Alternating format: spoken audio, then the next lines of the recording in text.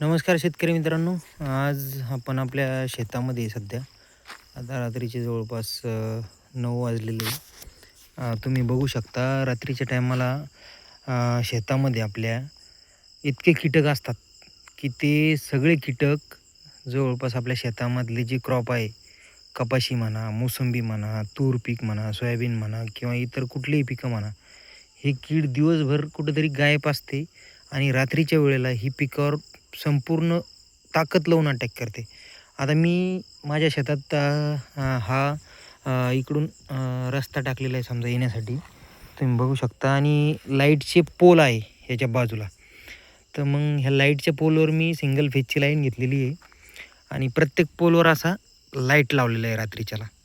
तर आता हे शेताच्या लगतच पोल आहे हे सगळे आणि ह्या रस्त्याच्या बाजूला मी दोन्ही बाजूला नारळाची झाडं वगैरे लावलेली आहे. आता ह्या नारळाच्या झाडामध्ये एक तो कोणता एक गेंडा किडा का कोणता तरी येतो आणि तो असा मधी होल पाडून ह्या खोडाला डंक करतो.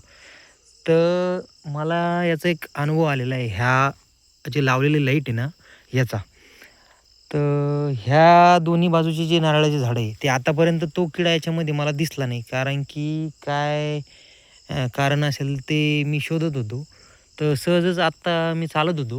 तर चालता-चालता बघितलं की ह्या लाईटावर समजा असंख्य असे ह्या लाईटाच्या उजेडामध्ये असंख्य असे कीटक आहे बघा, वेगवेगळ्या प्रकारचे. जे की लोकं सांगतात की तुम्ही शेतात सोलार ट्रॅप बसवा, रात्रीचे लाईटचे उजेडाचे ट्रॅप लावा. हे खरंच उदाहरण पटण्यासारखं आहे. तुम्हाला प्रॅक्टिकली मी दाखवतोय. सांगण्याचा उद्देश एवढाच आहे की जर हे प्रयत्न आपण आपल्या शेतामध्ये जर केले, तर याला लागून खर्च प्रत्येकाच्या शेतात आता लाईट तर नसतेच, पण जिथं शक्य होईल तिथं जिथं लाईट असली, एक जर लाईट तुम्ही शेतामध्ये अशा प्रकारे जर लावून ठेवला किंवा सोलार ट्रॅप जर बसले, जे की आपल्याला सबसिडीमध्ये पण भेटतात आणि इतरही कोणत्या संस्था आहेत त्यामार्फतही आपल्याला हे लाईट भेटतात.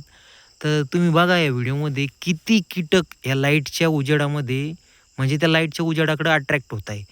आता यामुळे फायदा कसा आपल्याला होतो, की हे जे कीड आहे, जर इथं अंधार असता उदाहरणार्थ, तर हे सगळे कीटक ह्या आपल्या शेतातील कपाशी पीक म्हणा किंवा इतर कोणतंही पीक म्हणा, त्याचा रस शोषण करत बसले असते. मग यांना ह्या उजेडाकडं अट्रॅक्शन आहे. आता ती नॅचरल फॅक्ट तो काय आहे ते नाही सांगता येणार आपल्याला. पण ते खरोखर आहे. आता तुम्ही बघा या उजेडामध्ये इतके कीटक आहे, भरपूर प्रमाणात कीटक आहे. म्हणजे त्याचं असंख्य असे कीटक आहे अन् ह्या पोलच्या बाजूची झाडं वगैरे जे ते खूप चांगल्या प्रमाणात वाढलेले आहे आणि त्याची क्वालिटी पण चांगली आहे. नारळाचे झाडं असो किंवा काही आंब्याची लावलेली मी काही जांभळीची लावलेली आहे. तर त्याचा फरक ऑटोमॅटिक कुठलंही म्हणजे त्याला काही वेगळी प्रॅक्टिस न करता हे फरक मला त्याच्यात जाणवलेला आहे. कारण की किडीचं प्रादुर्भाव याच्यावर कमी होते. कारण की रात्रभर ही लाईटं लागलेली असतात आणि दिवसा तर समजा कीड जास्त अटॅक करतच नाही. पण थोडासा अनुभव मला याच्यापासून आलेला आहे आणि खूप चांगला असा अनुभव मला वाटतो. प्रत्येक शेतकऱ्याला होईल शक्य कारण की आता कीटकनाशकाचे तुम्ही दर बघू शकता. फवारणी करून जर पीक तुम्हाला काढायचं आहे आणि त्या पिकापासून तुम्हाला जर काहीतरी नफा कमवायचा आहे, तर मार्केटमध्ये तुमच्या मालाला भाव योग्य नाही आणि आजच्या कंडिशनमध्ये कुठलंही कीटकनाशक असो अथवा कोणतीही वस्तू असो किंवा आपल्याला ते स्प्रेइंग करण्यासाठी किंवा फवारणीसाठी लागणारे जे लेबर असो किंवा शेत आपलं स्वच्छ ठेवण्यासाठी, तण काढण्यासाठी लेबरची कमतरता भासते आणि लेबर आज म्हणजे कैच्या कै बी भाव झालेले आहे. रोजंदारीचे म्हणा अथवा कोणत्याही आणि काम करायची भावना राहिलेली नाही आहे लोकांमध्ये. अशा परिस्थितीमध्ये तुम्हाला ए टू झेड म्हणजे सुरुवातीपासून तर पीक काढणीपर्यंत ज्या उपाययोजना आहे, ज्या चांगल्या मॅनेजमेंट प्रॅक्टिसेस आहे आपल्या शेतीसाठी, ज्या की कमी खर्चात चांगला आपल्याला त्याचा फायदा होईल, अशा गोष्टीवर आपण लक्ष केंद्रित केले पाहिजे. तुम्ही इतरांच्या सांगण्यावरून नाही, पण तुमच्या स्वतःच्या ज्या तुमच्या अनुभव आहे, त्याच्यावरून तुम्ही दरवर्षी काहीतरी थोडंफार एक नवीन प्रयोग किंवा अनुभव अधोरेखित करून त्याचा विचार नक्कीच करायला पाहिजे शेतकरी मित्रांनो. आणि आजच्या युगात शेती करणं म्हणजे एक सोपं नाही राहिलेलं.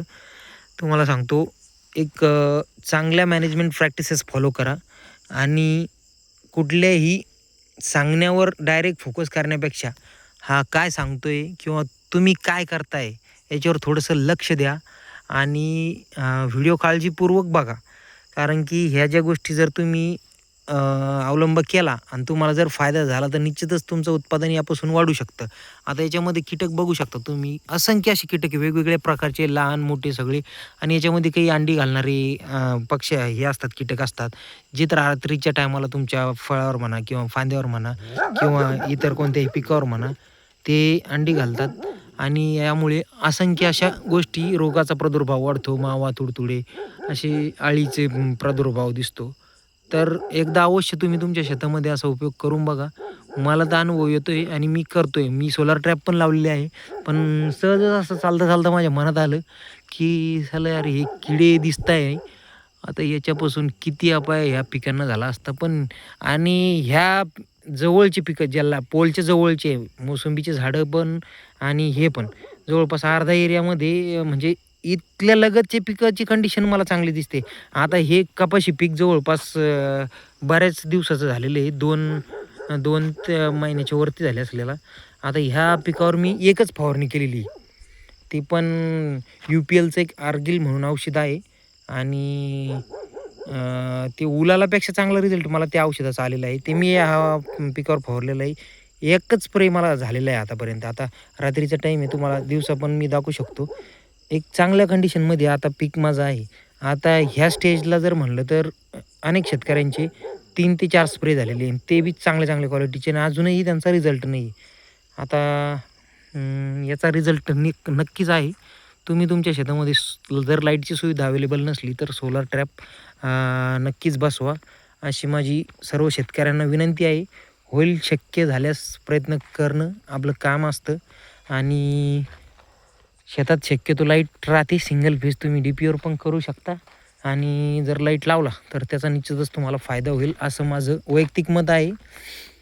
एकदा प्रयत्न करून बघा. धन्यवाद.